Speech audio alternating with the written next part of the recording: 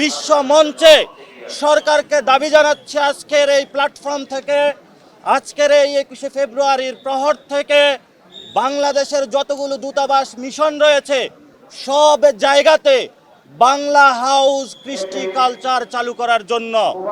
প্রত্যেকটা দেশের মধ্যে যদি আমরা বাংলা হাউস চালু করতে পারি, বিশ্ববাসীকে আমরা জানান দিতে পারবো বাংলাদেশের মানুষের আশা, বাংলাদেশের মানুষের মনন কেন আমাদের ভাই বোনেরা ভাষার দাবিতে শহীদ হয়েছিল।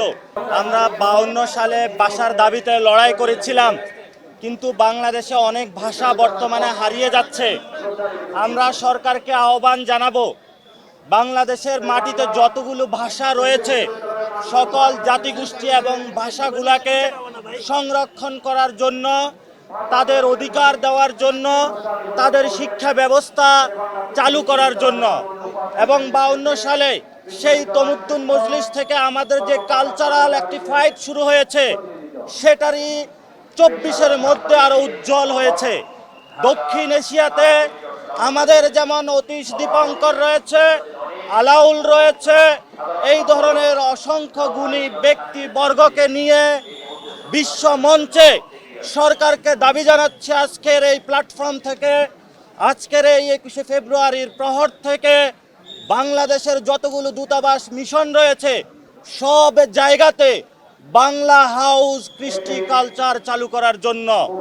প্রত্যেকটা দেশের মধ্যে যদি আমরা বাংলা হাউস চালু করতে পারি, বিশ্ববাসীকে আমরা জানান দিতে পারবো বাংলাদেশের মানুষের আশা, বাংলাদেশের মানুষের মনন কেন আমাদের ভাই বোনেরা ভাষার দাবিতে শহীদ হয়েছিল।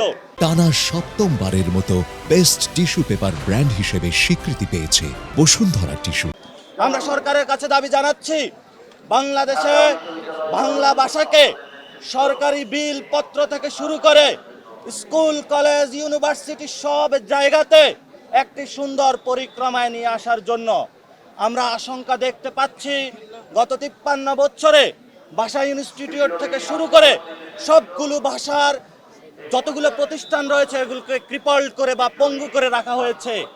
আমাদের যে জাতীয় কবি কাজী নজরুল ইসলাম যে বাংলা ভাষায় অসংখ্য সম্পদ আমাদের কাছে রেখে গিয়েছেন, তাদের কথাগুলো, তাদের কবিতাগুলোকে প্রিজার্ভেশন করার জন্য আমরা বিশ্বমঞ্চে বাংলা হাউস, বিশ্বমঞ্চে বাংলাদেশের সংস্কৃতিকে ছড়িয়ে দেওয়ার জন্য এই 24-এর গণ অভ্যুত্থানের পরে সুযোগ এসেছে। বর্তমান যে সরকার রয়েছে তাদেরকে এই বিষয়ে উদ্যোগ নেওয়ার জন্য আজকের এই প্রহরে জাতীয় নাগরিক কমিটি থেকে আমরা আহ্বান জানাচ্ছি। দেশবাসী আপনারা সক্রিয় থাকবেন, আমাদের কৃষ্টি কালচার রক্ষার কাজে সন্তানদেরকে সেই মন মানসিকতা গড়ে তুলবেন, নিজের ভাষাকে সংরক্ষণ করবেন, ভাষা শহীদদের প্রতি সম্মান প্রদর্শন করবেন।